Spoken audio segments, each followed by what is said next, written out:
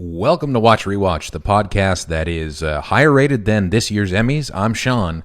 I'm John. And we're back for another week. This is our 2020 award show gala spectacular. We're going to cover all the 2020 award shows, the Emmys, the Oscars. That's it. That's it? That's all we it. cover? It's the only two I know. Yesterday. Sorry? That was yesterday. That was amazing. It was yesterday. That was yesterday, live through digital. They sent out these stations to all the people's homes that had this like screen. It was basically like our live stream setup. They sent it all. They prepared them all like at a house. I knew some of the people who built some of these things, and they sent them all over the country. Huge FedEx shipments, and people set them up, and they had a little screen. It was like a giant Zoom call Emmy situation. So they knew that they had won once the people showed up to set up shop. No, I think all the nominees, they got sent to every nominee's place. Oh, okay. What a waste of resources. Yeah, I know. Just tell them. For the people that didn't win? Yeah, exactly. I don't know. They all had to be on camera. You didn't win, I got to grab my shit and go? Yep. Yeah, it was a weird choice. But yeah, so I actually didn't watch. Did you watch any of this live stream? No. It was through scrolling that I got all this information from. Yeah. Watch it on Twitter. I don't care. Schitt's Creek apparently did well. That means people are going to keep telling me I need to watch this show. I don't need to watch it. I'm good. It's like, I'm good. I don't know. Everybody keeps saying it's so good. Give it, it's the same thing where it's like, give it 3, 4, 5 seasons. Give it 6 seasons. It gets good. No, once you find their stride, that kind of shit. I feel like it's Canada's Downton Abbey. Instead of like this magisterial palace, we got this like these losers in a motel who are like just completely zany. We just have zany. The Levy families, like 2 generations. Got Dan and we've got Eugene. Is there going to be a 3rd generation also now that we're going to be subjected to with their Canadianness? Look, I like them all. I'm just kidding. I like them. They're great. Who are you pissing off right now with that comment? I don't know. Who are there Eugene Levy stands in the audience? I don't know. I got downvoted to hell last night. Oh. Because when Catherine O'Hara won, in the comments, my Reddit account somehow made the comment, Catherine, oh shit. But I did it in the tone of like, oh shit, like shocking. But I think Reddit misinterpreted it as like she's garbage. Here's the thing: you never want to comment on Reddit ever because it's a toilet and nobody nuance under context. None of it matters. Yeah. Okay. It's a garbage bin. But you learned that the hard way, and that's a great way to learn. It was remarkable because I had gone to bed. I woke up, checked the karma, and I was like, "What the hell did I say?" I just saw. It was funny. You can become one of those people that actively tries to get really, really negative scores. There are people who do that, like just professional trolls, I think. That could be your claim to fame. But this is we're going back to our awards season theme of this episode. It cleaned house, as it were. It got the Return of the King treatment, like the gold watch and the diamond and the kiss on both cheeks. It got like best comedy, best writing. All the actors won. It was its last season, though, right? Right. Yeah. It's this thing they do. They love to do that. And like Catherine O'Hara, she's got like SCTV behind her, and same with Eugene Levy. Right. It's just like this dynasty thing. Mm-hmm. And then Zendaya won. Youngest. Yes, yeah. She was really good in that show. She was good, and that's a great win. That makes up for a lot of things about the show. Euphoria. Euphoria. I mean, it was well. I liked how it was shot. They shot it with Alexa 65, like really high, super high resolution cameras, high end lens. HBO money. Sorry. HBO money. HBO money. Yeah, you can't really afford to do that on a on a CBC budget. You're not shooting Alexa 65. Schitt's Creek season 1 was definitely not shot Alexa 65. That's for Dan sure. Levy kept saying that they had the same budget throughout the whole show. Oh, it was like a point of pride. Like, we don't need any more money. They must have done it as a point of pride. Yeah. Ugh. What a mumblecore, this guy. Oh, man. Well, good for them. I'm glad that now we get to measure all future Canadian productions based on crossover appeal only. That's going to be good for Canadian culture. Hey, let's see what sells well and does make some Emmys in the States. That's the only reason we should ever make Canadian content anymore, right? Sell out. Wait, this is gonna be. You think it's over with this Schitt's Creek? It's only just beginning. We're gonna get like Schitt's Creek Christmas specials. We're gonna the get, movies. Of course, we're gonna get a movie. You're gonna get a movie for a streamer, right? They're in the same canon as Trailer Park Boys and Red Green. Yeah, and like BB and Genevieve. All these Canadian things. These were the documentaries we were watching. These Canadian shows actually happen. Yeah, they're all real. And all those things. Well, and it's like same with Trailer Park Boys, American appeal, crossover appeal. Didn't win any awards, but they beat that fucking horse to death. Yeah, how many movies and like the DVDs too? They peaked right when DVDs, the threat to the VHS back in 2001. They released the complete series. You buy that for your grandma for Christmas. She's like, "What is this? Baby. What is this show?" Well, welcome anybody just tuning in. Say hi in the chat. Drop us a line. Make a swear. You can swear in here. You can say the F word. You could say the S word. You could say, mostly anything you want within reason. Did we leave off on a cliffhanger last time we spoke? Did we? I don't know. I feel like you ate your homework or you had your vegetables. You watched a movie I lent you. Yeah. Did we talk about it last week, though? I thought we did. No. Did we? We didn't. I don't remember. No. I have no idea. Anyways, I watched, I did eat my vegetables. Any longtime fans of the show will know. This is an official watch for you, and I didn't rewatch it, but I rewatch it every day in my head because it's one of the movies I've rewatched the most in my lifetime. Yeah, I've been doing Mike Lee films. Hello, Vicky. Vicky's in the chat saying, "What's up?" I've been doing the Mike Lee films with John. They were like back in non-COVID times. We ended up watching. Remind me the name of the film. I can't for the life of me remember all these British films. Another Year. Another Year. There we go. Another movie. Another Year. Yeah. We watched Another Year, which is like a lot of Mike Lee stuff, a darkly comic portrait of everyday folk. Everyday folk. Yeah, he's got a real, and he's like got a John Cassavetes vibe where he's rehearsing a lot with his actors and doing improvisational stuff and finding the characters with the actors, and it really comes through. So I kind of got hooked on that, and John let me topsy-turvy. Now, if you tell me that I'm going to watch a 3-hour costume drama on Gilbert and Sullivan, I'm going to say no. I'm just going to go, no, thanks. Okay. But it was Mike Lee, and surprisingly, I really liked it. It was a lot of fun. I don't say it was a lot of fun. It made you feel bad in a fun way. It's funny. It's wry. It's dark. I don't know. It's got a lot more going on. There's so much to go with. Like if you like movies, this movie has singing, dancing. Yep. Problematic dialogue. Racial stuff from. I mean, it's Gilbert and Sullivan from the 1800s. Okay, they're doing a Japanese thing, and you're like, oh, now that's interesting. The racist makeup won an Oscar. It did in '99, and it's like I wonder. I probably there would be issues with that today, but I mean, it like in the film, it's pretty clear the context of what they're doing. It's like they're just showcasing a historical thing that actually happened. Of it. Yeah, I love it. Thank you. Good. Thank you for defending this movie because I wouldn't. Well, there's just it happened, and they're showing that it happened.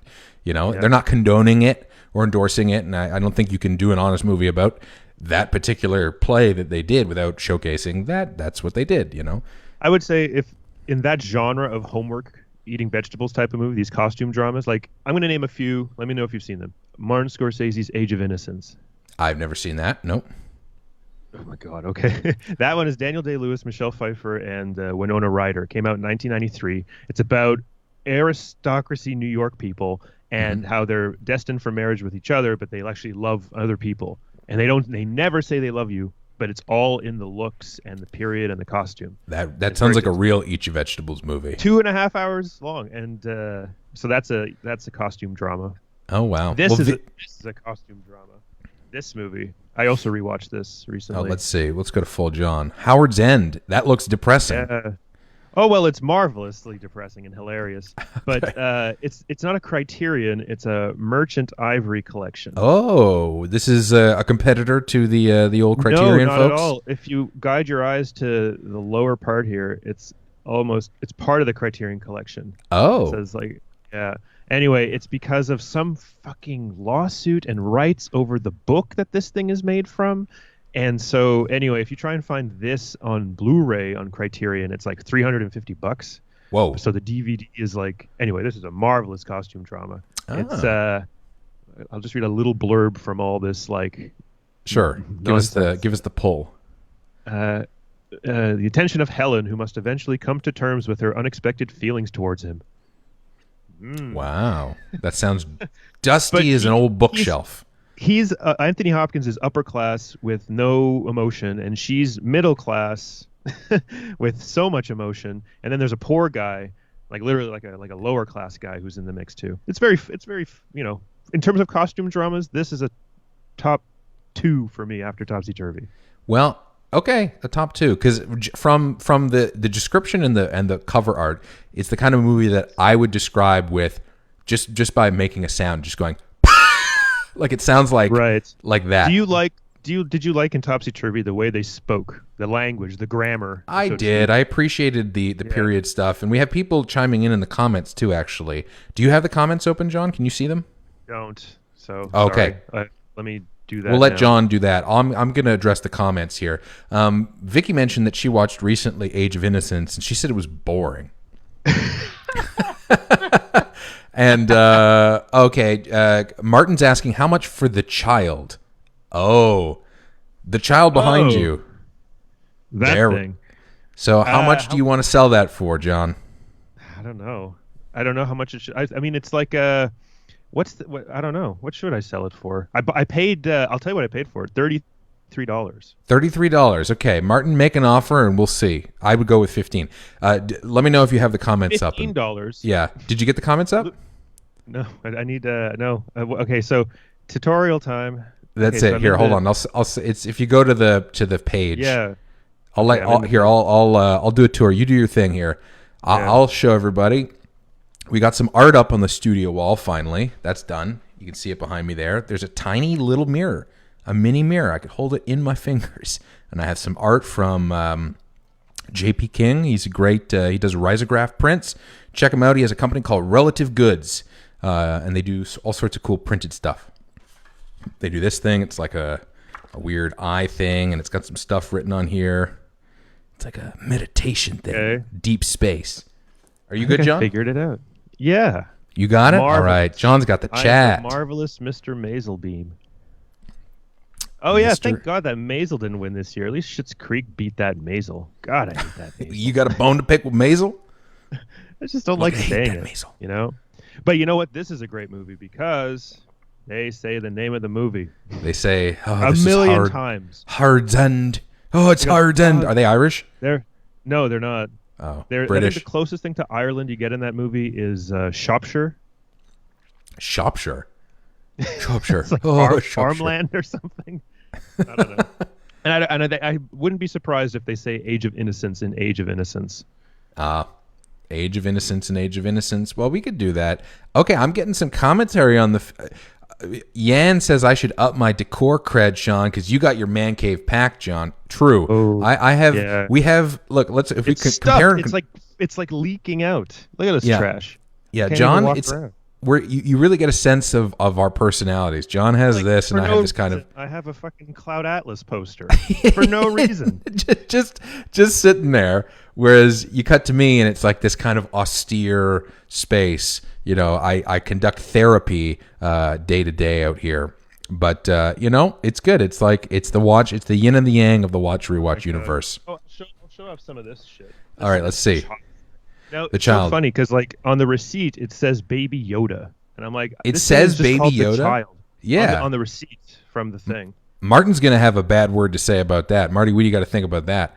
That's some bullshit. You should call Costco HQ. Sorry, what'd you say, John? Oh, nothing. I'm putting it back. Okay. Yeah, all sorts of goodies. I feel like we could like just pick stuff off of your shelf for a whole show. Like go through John's office. Yeah, it could be like one of those hoarders episode. Yeah, all sorts of stuff. Oh, and another content of rewatch. This came out this week. What did? Super Mario 3D All Stars. So what? Give me the story on this. Wasn't this a game on another console previously? 3 different consoles. Oh, 3 different consoles, 3 different controllers: the N64 controller, the GameCube controller, and the Wii controller. Now, the Wii actually, it's a motion experience, whatever. Okay. So anyway, so they just took all these games and they put them on the Switch on a little cartridge. Okay. And I've never played Sunshine, so that's really the appeal for me to come back to it. But I played Mario 64 like a motherfucker as a kid. I explored the hell out of that game. And is it remastered, or is it just running? Well, HD. I mean, HD. It's like an emulator thing. The internet said Nintendo did a really lazy job of just producing. Yeah, there's been a lot of controversy on Twitter about this. So yeah, and fucking Nintendo, I'll keep buying their shit no matter what, right? Yeah. But what they did apparently was they just shoved all this shit together rather quickly and didn't really make it Switch accessible, because the 64 has more buttons than the Switch does, and so they have to adjust the camera, so it's as in the camera is 3-dimensional, so you can control it, but the Switch doesn't have that ability as much. And so I don't know. It's kind of harder as an adult to play the thing that you know very well. It's much harder for me to go back and get these stars. I'm screaming now. The goddamn camera. I'm ready to jump, but because of the camera angle, the joystick is going in the wrong direction, and I fall to my death. So just poorly optimized. Well, that's what Yan is saying here. They're basically emulated games. They're not really a proper port. I'm not smart enough to use these words properly, so you're gonna have to when I say emulator, you're gonna have to see through my ruse. Yeah, you're well, anyway, and the kicker is that it's a limited time only. Oh, they're only selling it until March or something like that, and you can get it digital, but after March, it's no longer available. Wow. $90. 90, yeah. That's the thing though. With Nintendo has never done their stuff is the most expensive, and people will pay it, no problem. They used to be so nice. They would have player's choice, I think it was, or they would have their most popular series. They would reduce the price by half later in the console's life. They haven't done that in ages.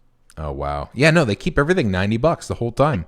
This old fucking game, but think about this. It's if you really for you've never played these games. No, right? I haven't. So whether you have kind of a nostalgic itch to relive your childhood and just at least try them, you're not going to go out of your way to buy a 64, the game, the controller, these big goddamn things, and plug it into your wall to the TV that no longer supports it. Right. Yeah. So yeah. I in that way, you just made the case for Nintendo. I think that's reasonable. But $90 for a game that they've already made hundreds of millions on. Mario Galaxy is a masterpiece. The music is tremendous, and the visuals are great. The puzzles are great. But I have no idea how it handles on the Switch, because you had a cursor and you were pointing it at the TV because there was a motion bar, and the Switch doesn't necessarily have that. So I don't know how they're gonna. The cursors are more precise on the with the motion sensors are more precise on the Switch, so maybe it works that way. We'll see. Yeah, we'll see. You got to give us an update once you've played through them and how. Well, what's so funny is I really want to play Sunshine, so I'm no. I'm going to play Mario 64 first, get 120 stars instead of the minimum 70 stars. So that's why you're screaming. Huh? That's why you're screaming, because you're trying to you're going to play that completionist style. That's got to be tough. Yeah. Well, I'm doing it too, because Mario 60. I don't know. This is not watch rewatch. It's like a game regame. I don't know. Here's the thing: watch rewatch is whatever the fuck we want it to be. You want to talk about Mario? Everybody can piss off. We went from costume dramas to Mario. Yeah, it's natural. It's look. We had Topsy Turvy, which has a portly man with a mustache. We have Mario, which is a portly man with a mustache. We make the connection. We do. And there's a cultural appropriation through Nintendo, right? He's still saying "Mamma Mia," which is hilarious. It's so which funny. Is amazing. Every time I die, at least I get to hear that. Well, that's it. And I guess too, it's with, not to offend our Italian viewers, but Italians, you can still say "Mamma Mia." It's fine. It's not a big. You could go "Mamma Mia." Why make a pizza pie? No problem. No problem. When you threw Bowser away as Mario as a kid, and then 64, he would say "so long." It would be "so long, Bowser," but it would be in an Italian inflection. So it would be "so long, Bowser." But then children were appropriating it as "so long, gay Bowser." Now on the Switch, it's called "Bye Bowser." Wow. Okay. And there's a new Super Mario movie. Okay, here, to tie it back to movies, Yen's saying they just announced a new Super Mario movie. Have you heard about this, John? I haven't heard about this. Yeah, Illumination and Universal, I think, are doing it. And it's supposed to, because Super Nintendo World was supposed to come out in Japan this year, but COVID destroyed it. So it would have been, a big theme park, Universal, Nintendo World. That should be fun, Illumination. I would see that movie in 3D. I think that movie would make $1 billion. That movie is going to save the movie. There we go. And they should do it. Yeah, they have to wait till movies are back and half the theaters are going to be closed. That Sonic movie can make money. This movie's going to blow up. Well, they have to do, because what's the only other one is that insane movie with John Leguizamo and fucking Bob Hoskins. That one, and that's one of these diamonds in the rough kind of thing, the appreciation over the years. Oh, does it hold up as a weirdo rewatch? Well, it's fascinating in that showgirls kind of way, Yeah. It helps to have a little color on it. Would you call it art? I'd call it trash. It kind of yeah. It's worthy of discussion. It is, and just all the weird. Don't they have tiny heads? The lizards. I'm remembering all this stuff. Yeah, because it was a de. Oh my god, what do we do? We evolve. It was a de-evolution. A de-evolution, okay, or something like that. Yes. Yeah. What do we do? We evolve. We devolved. Yeah. De-evolution. Devolved. Anyway, welcome to anybody else just popping into the chat. Let us know. What's your favorite video game movie? I'm curious because that's kind of a weird area where they haven't really cracked the video game movie yet. I don't think. Sonic, I think. Sonic, I guess, is maybe commercially. And I think. If I'm being, unless it's Sonic, I think Angry Birds 2 is the highest rated video game movie on Rotten Tomatoes. Holy shit. What is it, in the 80s, 90s? Angry Bird 2? Yeah. It's in the 60s, I think. Wow. Okay. Wow. So the bar really isn't high for video game movies. Unless Sonic changed it. Or Pikachu. Oh, Sonic had a pretty high rating, actually. I think. I don't want to even look it up. They don't forget it. Going to be a rabbit hole that we don't get down. But coming back around to Topsy Turvy, if you haven't seen if you haven't seen a Mike Leigh movie, I don't know if that's the one to start with. I think it's a good one if you've seen some of his other stuff because the costume drama. It's his biggest budget one. It's his Jurassic Park, so to speak. It's $20 million. Yeah, and he had to period detail. You know what I mean? Mm-hmm. Period detail. These Brits really know how to put on a show. They do, yeah. So anybody who hasn't seen it, it's Jim Broadbent. I only know two of the actors, Jim Broadbent and from Phantom Thread. Leslie Manville. Leslie Manville, but the actor she's got a southern accent in this Diane Lane Kevin Costner thriller coming out. There's this Kevin Costner Diane Lane thriller, and I think the trailer played before Tenet, and they play some do-gooders trying to get back an adopted son, but he's now trapped in this hellish southern family's grip, and she's the matriarch. So should we risk COVID to go see that in the theater? Is that worth it? No, risk COVID. True, it's getting bad now. It is. It's not getting good. It's bad. Bad news. Bad news. I'm so red on camera right now.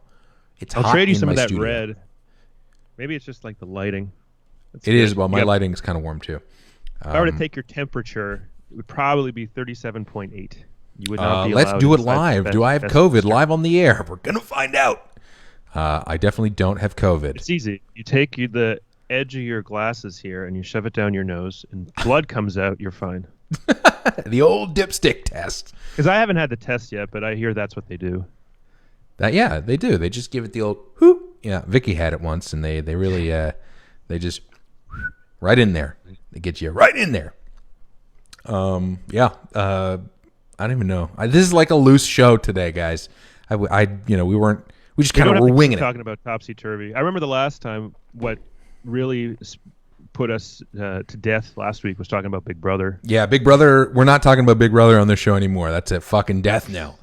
We can talk about costume dramas because that's a fucking hit. Yeah, exactly. People love that shit.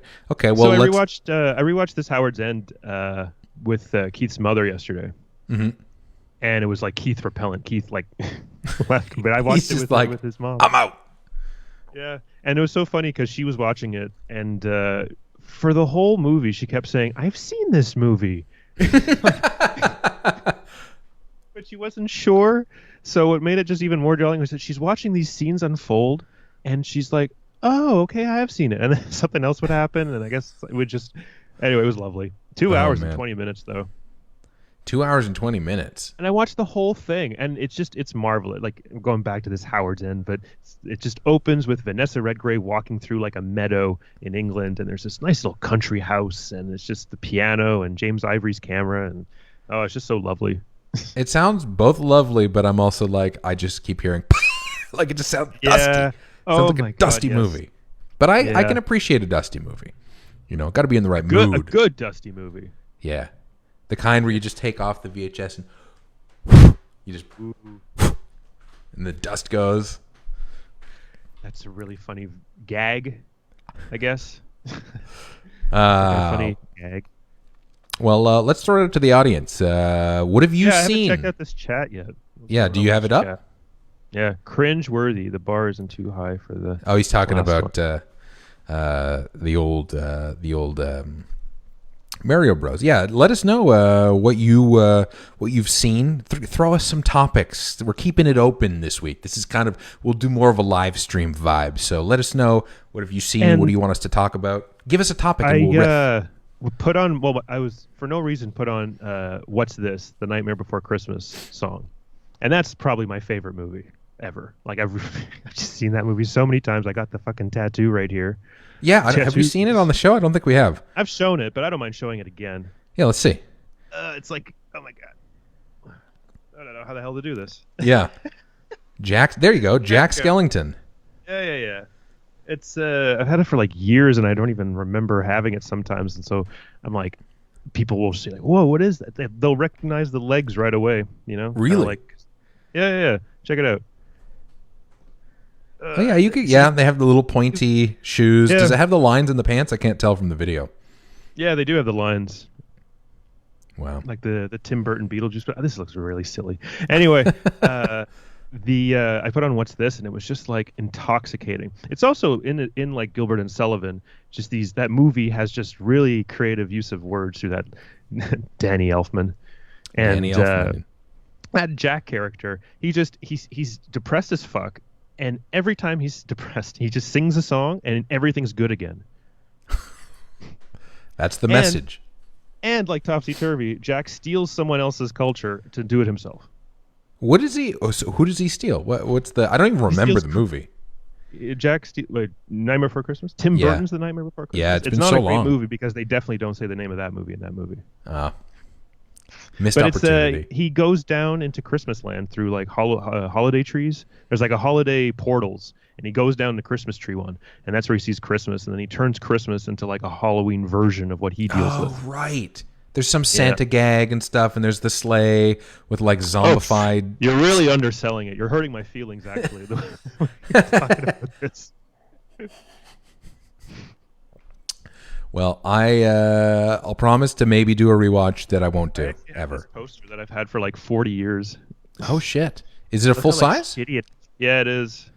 Touchstone Pictures with the little. Yeah. Oh yeah, right. And those things unfurl while he's singing. It's like a whole. Yeah, okay, I remember it now. That song. You would also probably see this as an Eat Your Vegetables movie because he's just depressed the whole time.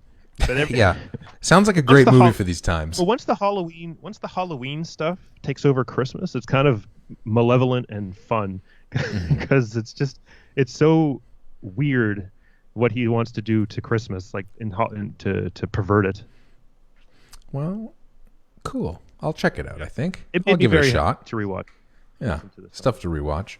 Let me see here. We have any comments coming in? No comments. The award season vibe of it all. The Mandalorian won a shitload of Emmys.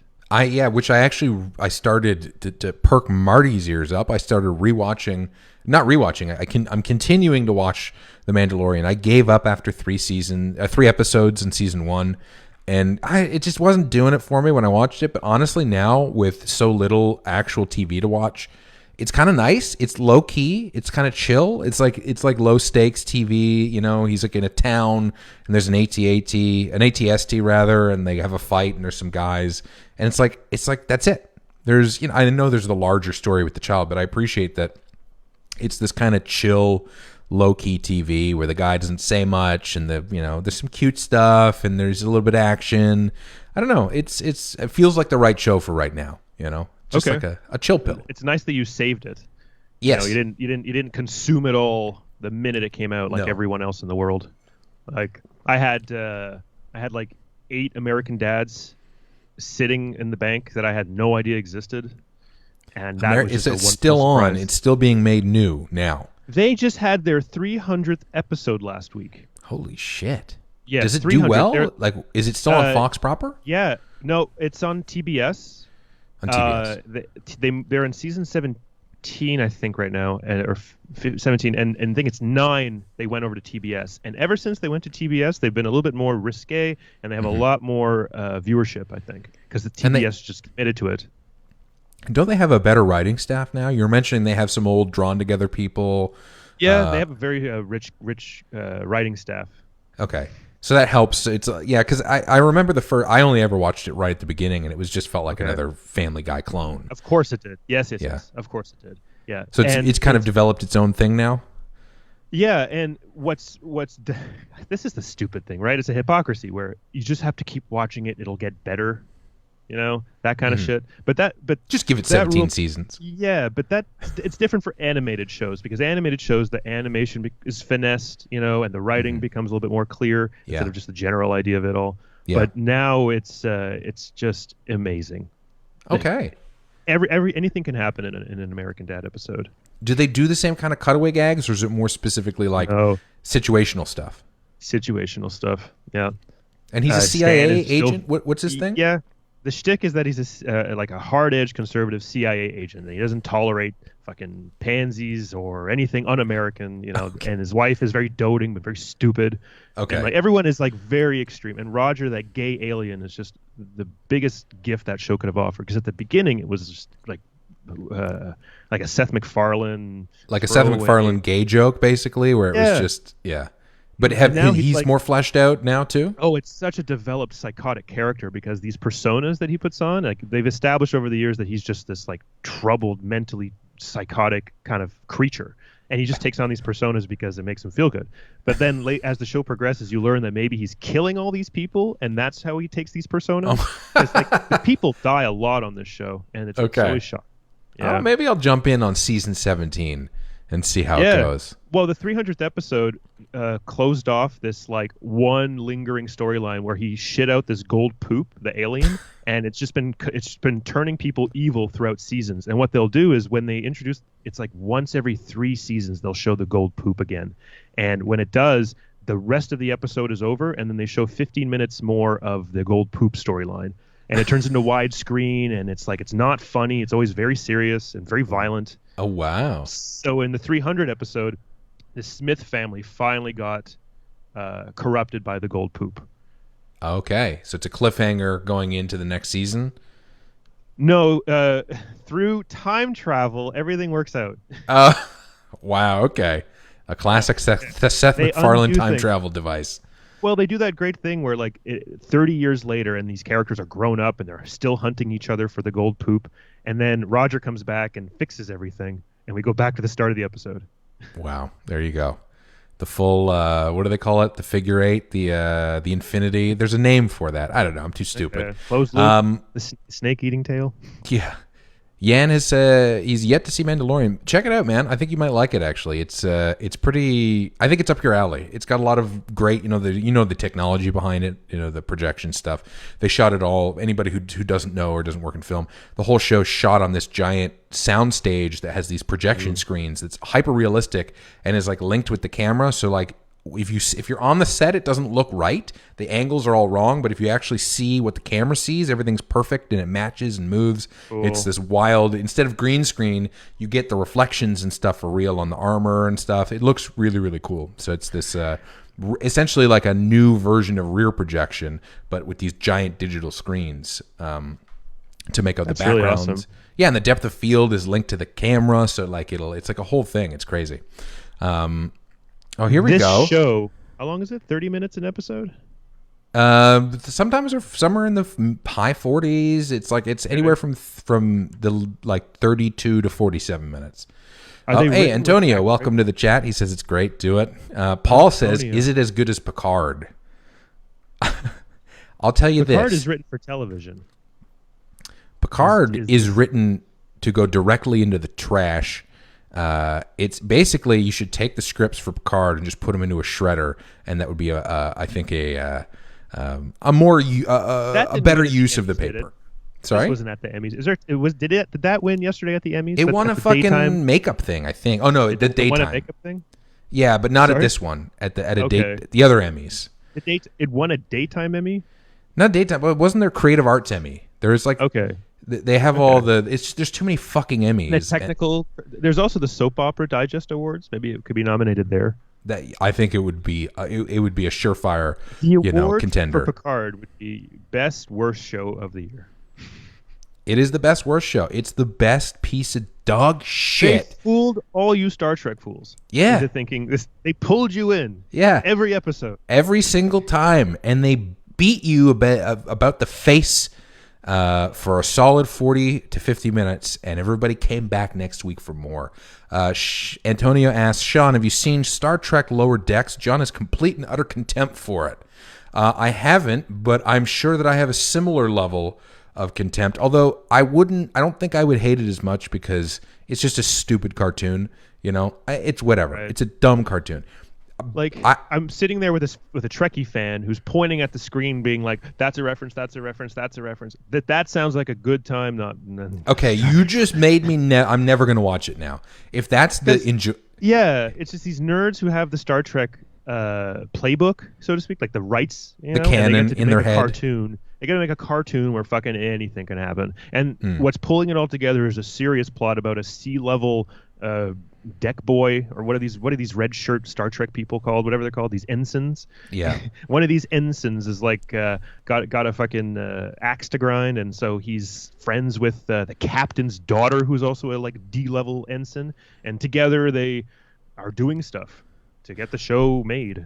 You know what? No, I'm. This is not Meg Ryan. It's Meg Ryan and Dennis Quaid's son, the guy from The Boys. The boy from The Boys. Wow, I will never watch this. I will never watch this ever in my entire life. But you were saying that life is short and you'll try anything. No, look. There are certain things. I said I wasn't going to watch The Mandalorian, but I never promised. I promise you, I will never watch The Lower Decks. And Martin, go fuck yourself. Martin loves this show. Season 2. Yan loves this show. And you know what? That's great, but I'm never going to watch that show now. It's mostly because of the fact that like it's all references. Nothing to me spells great comedy like, oh, do you know the canon of this show? You need to know it to get these fucking jokes. Or it would heighten, or it would spice or sugar your experience. Sugared words. There's nothing quite like the school of remember that as like every hack fucking comedian going up being like, hey, you remember this thing from the 90s? Than remember that. It's like, oh, that person's wearing the Klingon armor that only repels this. Oh, they're using it now. Antonio says, don't be tainted by John's synopsis. It's great. See, there you go. I watched 2 episodes, and the guy. It's not a Rick and Morty thing. Dan Harmon, I don't think is on touch with it. It's like Dan Harmon's like number 2 or 3 who's in charge of it.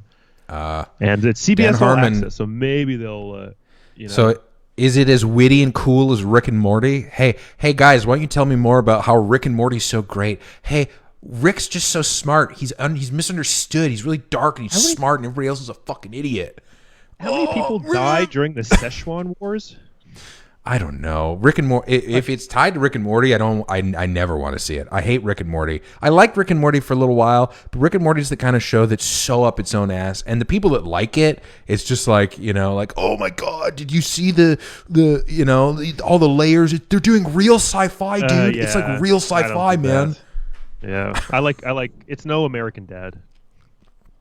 I mean, that as a point of comparison is a whole fucking kettle of fish, bag of worms. I don't know. I don't know what the saying is. Can of fish. Can of fish. It's a whole can of cat food, that thing. But that Star Trek Lower Decks is no longer going to be on CBS All Access. It's going to be on the Viacom. The Paramount Network. They're changing the name of CBS All Access. Oh, that's so much better. CBS All Access just sounds awful.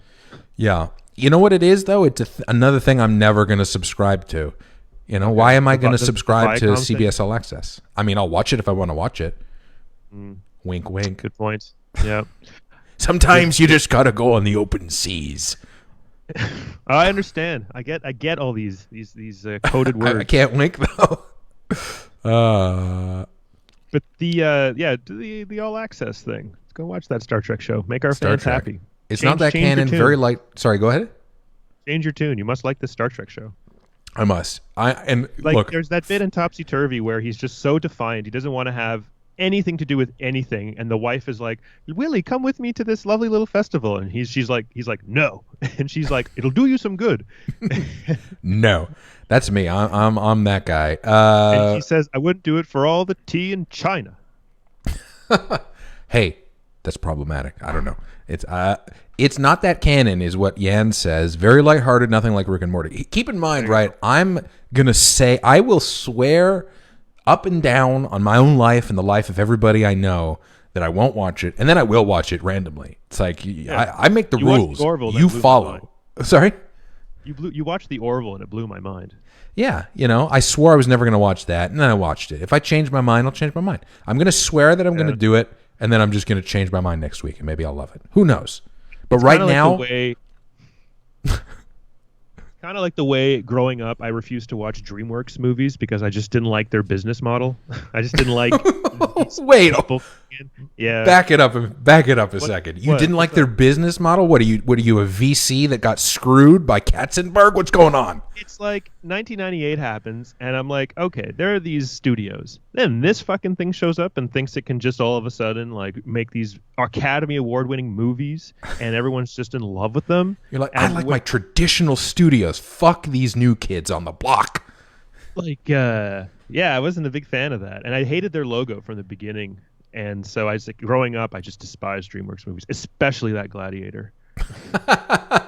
One of the first DVDs I owned. I think one of the first DVDs we all owned, if we're all about the same age. Actually, for me, it was a trio effect from the Costco. It was Shaft, Scary Movie, and Gladiator. Hold on. They sold that as a bundle? Three movies? I picked them up. I had a very lucrative Christmas that year. Okay. I thought that was a bundle they were selling, and I was like, who the fuck decided those movies are kind of watch these together? Three movies, they're all R-rated, and Scary Movie is a masterpiece.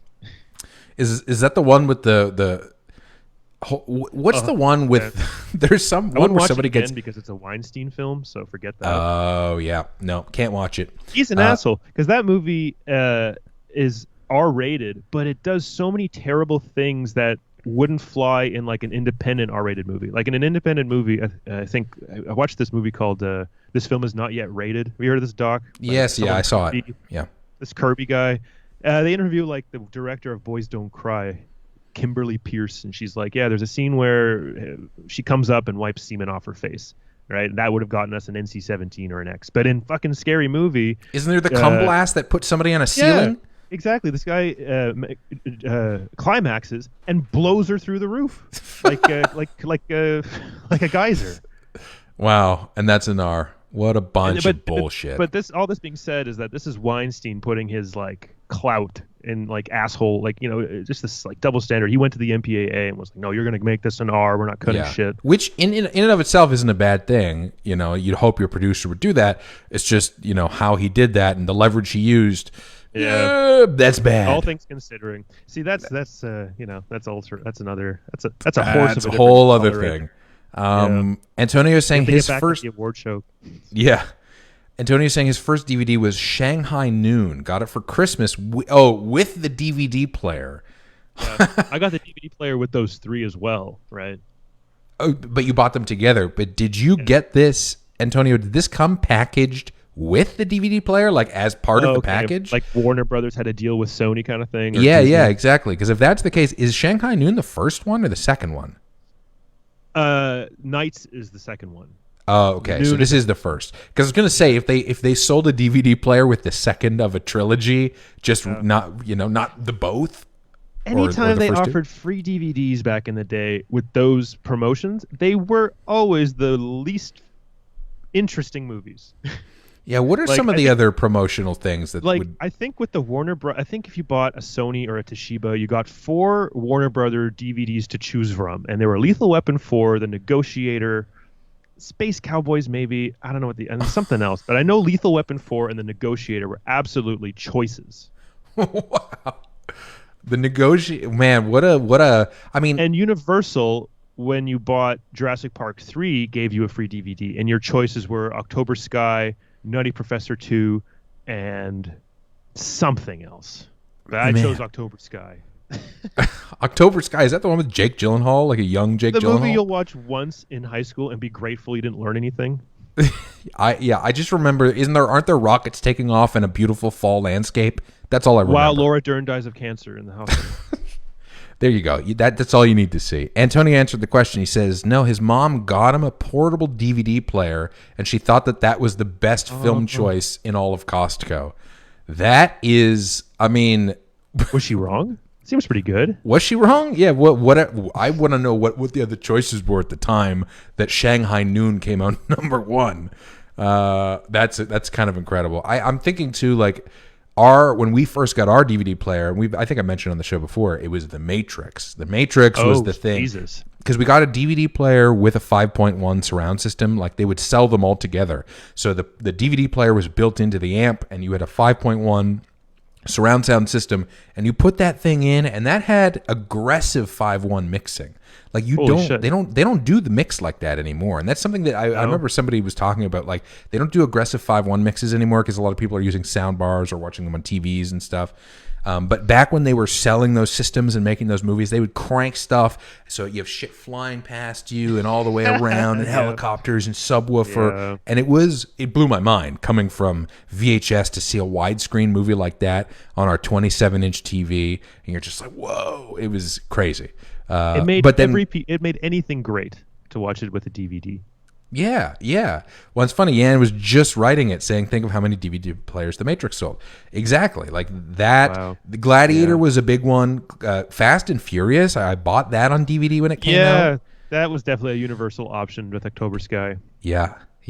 And then it wasn't long after that I ended up getting like Fight Club, that really nice Fincher DVD. That was one of my first. It looked like paper wrapping. And it had the soap, and it was really detailed. That was my first like director approved, lots of extra DVDs. Lots of extras DVDs. DVD extras are marvelous. Yeah. I don't know because what were the DVD extras in Shanghai Noon, Antonio? Yeah, tell us, Antonio, did you actually watch the DVD extras? Was there like on-set stuff of Owen Wilson being like, "This is a dream to work with Jackie and director"? Is that a Ratner film? Speaking of problematic directors, the only Ratner Jackies are the trilogy there, the Chris Tucker trilogy. Hush Hour. Oh, okay. I'm thinking. Okay, I thought he did all. I don't know. I assumed he did all of those. I think Shanghai Noon was done by the guy who did like Wedding Crashers or Drill Bit Taylor, some other Owen Wilson thing. Drill Bit Taylor. What a name. Oh, man. You know what that movie is? That's an Owen Wilson movie from like the You, Me, and Dupree days, probably like 2008, 2009. And he's like an adult bully for hire. Or an adult bodyguard or something for children. Man, high concept comedies, they don't make them anymore, I feel like it's kind of like Amy Schumer was making them, I think, more recently, like The Last Person. And her movies are not terrible. It's just they're not good. It's all Trainwreck.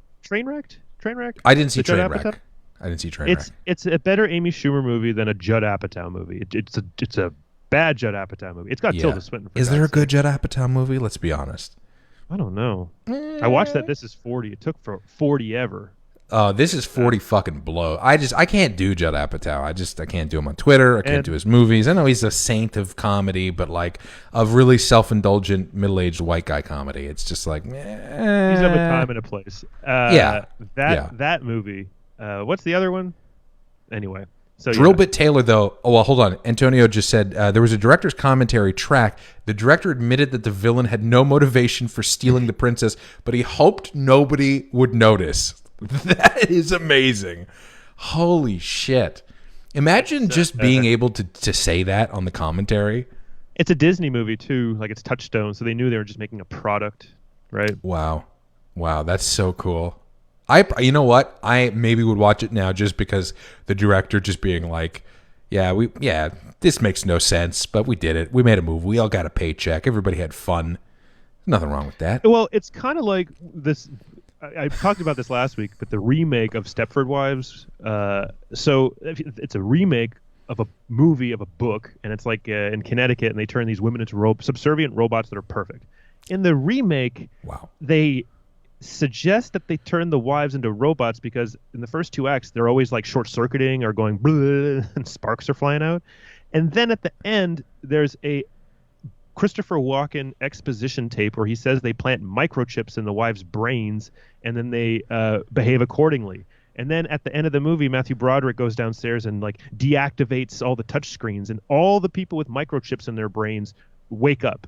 And I'm like, wait a minute, I thought they were robots. Yeah, what? Or do they have microchips in it? Like, how are they sparking if they have microchips? It didn't make any sense. And then you read the production story, and it's like, they fucked up big time. They had to do reshoots, and the story just didn't make sense anymore. Could you imagine doing reshoots on a fucking Stepford Wives remake? Oh God, 90 million. I told you last week. 90 million. I told 90 million. Oh yeah, you did. 90 million. Yeah, it's the era of high concept comedy, though. That they don't do those kind of things anymore. I mean, imagine calling a movie Drillbit Taylor today, just naming a movie that. You can't do it. It's like, when was the last Person movie came out? You know, like Michael Clayton or... well, that's like, one thing. Drillbit Taylor. When was the last weirdo name? Give us, actually, in the comments. Yeah, let us know. What is the weirdest named movie you can think of recently that's not like a franchise, just like something like Drillbit Taylor? And Yan is saying I just highlighted the problem with Disney. They don't care what they pump out; they'll still make bank. Yeah, I mean it's. I think there's fatigue with that happening now, though. I know like people are, you know, I can't imagine Disney Plus is doing as well as it did. The Mulan movie didn't do super well. You know, some people watched it because, you know, we're all like we all have Stockholm syndrome. We'll watch anything. You know, I'm impressed by the Mandalorian. I'm not watching that, though. There's like it's not that I draw a line, but like Jesus, if I really got to a point where I want to watch Mulan, Nikki Caro's Mulan, spending $30 to watch it too? No way. I would never do that. No, I would never do that. There's a Robert Downey Sr. movie on YouTube that I can't find anywhere else. That's $4, and I'm waiting to try that out. It's called Too Much Sun. And it's a comedy, high concept comedy about a rich guy who's dying, and in his will he wants to he's only going to give it to his children if they have children or have an heir, but they're all gay. Wait. Yeah, Andrea Martin, Eric Idle, Robert Downey Jr., Marissa Tomei. Hold on. Oh, it just sounds like Alan Alda, I think.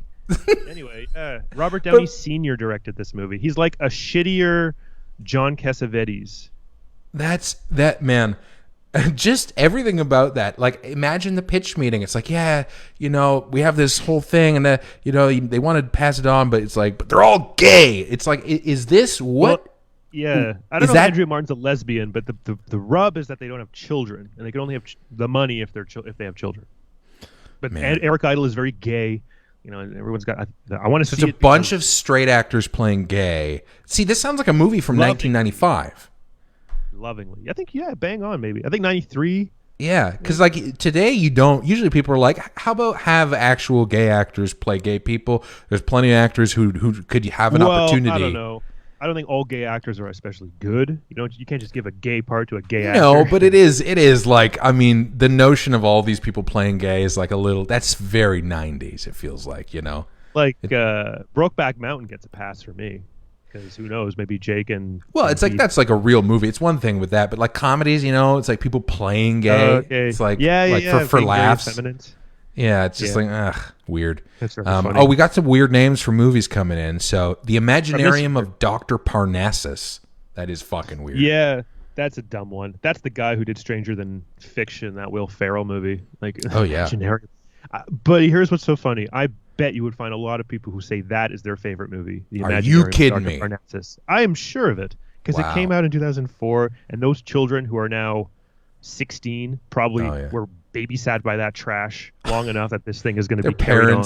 That's the thing that their parents thought was the best option at Costco, and they or back then, as it was known, Price Club. Yeah, there you go. Le Costco, Le Price Club. Le Price Club. The Man Who Killed Don Quixote. That finally got finished. The Terry Gilliam finished it, and apparently it's a piece of shit. Is it? I thought the critics were kind to it because they really. I mean, I listened to Mark Kermode and he enjoyed it. He said that it was the only time he could possibly make it, and it's as good as it could be considering. Well, my feelings on Mark Kermode notwithstanding, that sounds interesting. I have beef with Mark. Mark and I, we're scheduled to do a street fight to solve it, but he keeps missing the appointments. You would win. He's such a slippery, sweaty guy. Just squip, you just go flying. Yeah, he's so angry. So he seems like an old punk. He seems like Henry Rollins' Black Flag, kind of like pudgy post-punk guy or aged punk. Bette Midler could play him in the remake. Oh man, what are we seeing here in the chat? You'd never see a Porky's today. Oh no, definitely not. Can't wait for the next kind of bad movie to take us all by surprise. A bad movie, like, what do you mean? Like that John Travolta Gotti movie almost entered almost entered into our we got to watch this bad movie thing. His other one, the Fred Durst one, The Fanatic, that's so much better than Gotti. Like, that one is awful because he plays like an autistic guy slightly. Did you see it? Well, I watched like the first 15 minutes and I just couldn't. I just couldn't. He walks into a Hollywood memorabilia shop. He's this like creepy guy who's obsessed with Devon Sawa.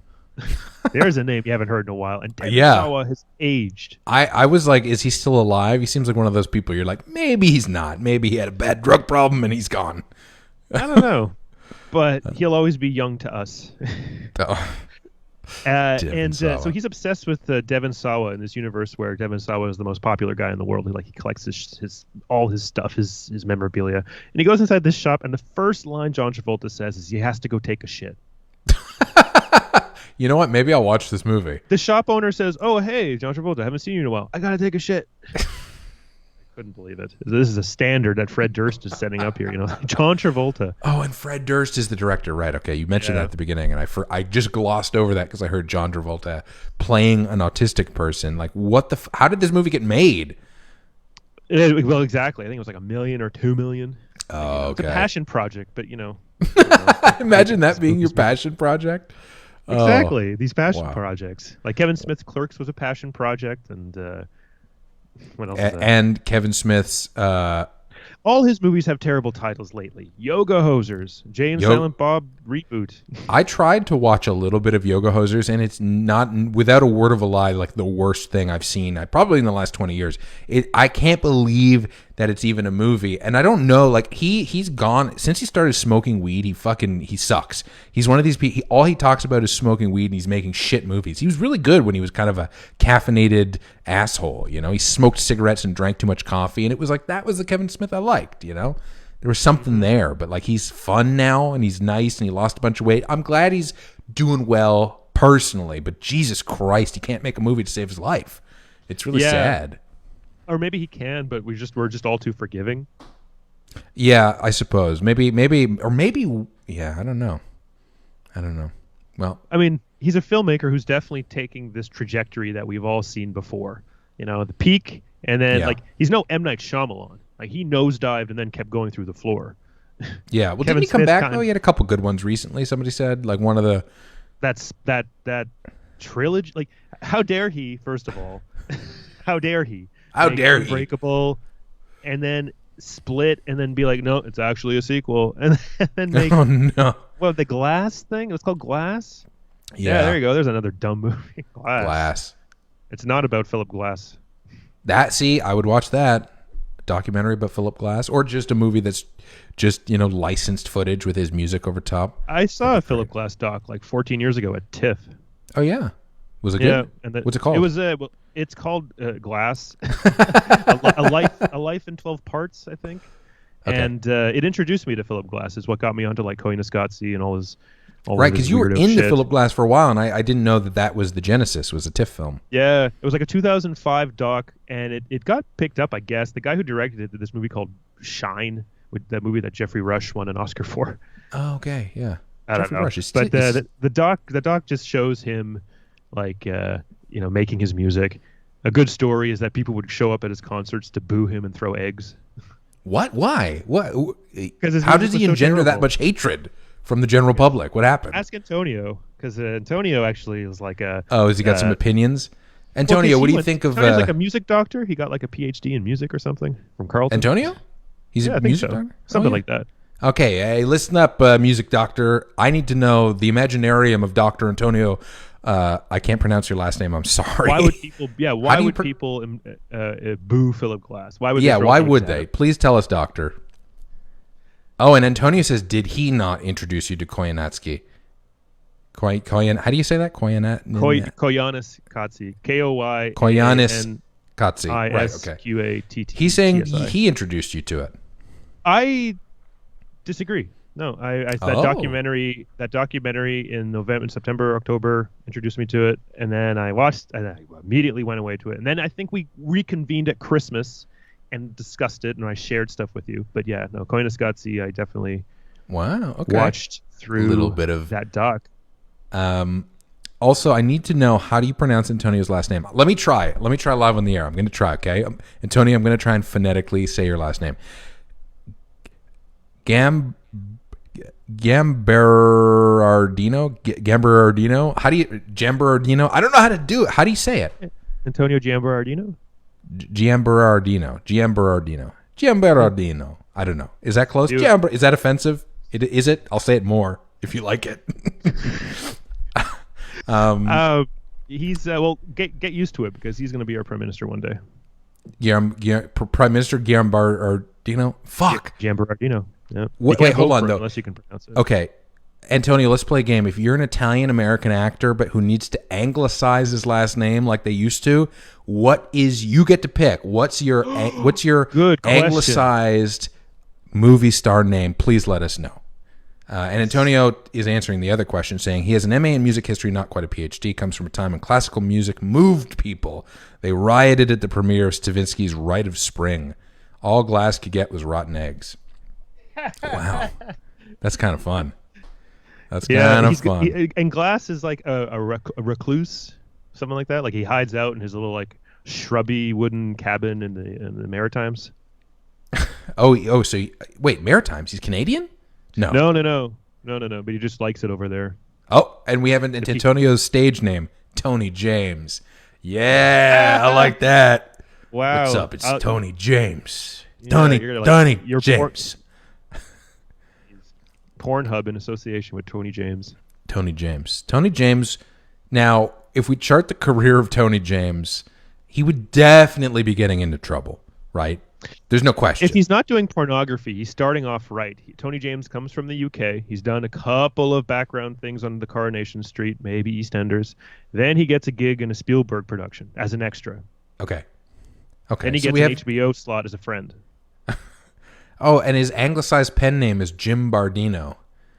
Yeah, that's pretty good. Jim Bardino, though, is for sure like Jim Bardino owns a concrete company. Jim Bardino owns a concrete company, and he'll do work, and he's using 2-inch rebar when he should use 3-inch rebar, and he's had a few lawsuits and stuff. But hey, it's Jim. Don't worry about it. It's Jim. I like Jim Bardino. I think I like Jim more than I like Tony James. Look how it looks when you spell it. Jim Bardino. I love it. Jim Bardino. And and this is a poster. Hold on. Which poster did you... Oh my God. Now, that's amazing. And I like that has Jim Bardino on it forever. I totally forgot about this poster. This is my favorite movie of the century. It is, and I love that movie too. And I like that it's become pieces of scrap paper, these posters. And they say the name of the movie in the movie. Oh, I bet they say it all the time. Dean Martin's Pool Boy. Jim Bardino. I guess. Jim Bardino's a good one. It's like CP24. Jim Bardino. It's like Jim Bardino Associates and law, because you're a music law teacher. Jim, and what is Jim short for? James, yeah. James Bardino. James, yeah, I guess Jim's better though. Anyway, so we're gonna create this fake Facebook page. We're gonna create Jim Bardino. I think we can create Jim Bardino on Facebook, maybe. Yeah. We're gonna take. We'll you know what? We're gonna create both Tony James. Right? We can make fake profiles. It's easy to make a fake profile on Facebook, right? It's not, and we definitely won't do it. It sounds malicious, but I think it'd be fun. Cement galoshes, yeah, that's true. I guess that's what he would make. Well, I think it's about time to call Jim Bardino, because we got some people that need to be dealt with, if you know what I'm saying. So I'm going to get Jim Bardino on the horn, and John, you're going to get Tony James on the horn, correct? Tony James, yes. I'm going to text him. He'll text. We'll reconvene, and we'll be back with news from Tony James and Jim Bardino next week. So thank you for tuning in live on Facebook.com/watchrewatch. You can find us online, John, at JJF006, Sean at Sean Swee. Send us a message. Tell us you love us, because we need to hear it. Share a link. Send us some links, man. Stay safe. Stay safe. Stay healthy. We're all thinking of you. We're all thinking of you. And we will see you all next week. Bye-bye. Bye.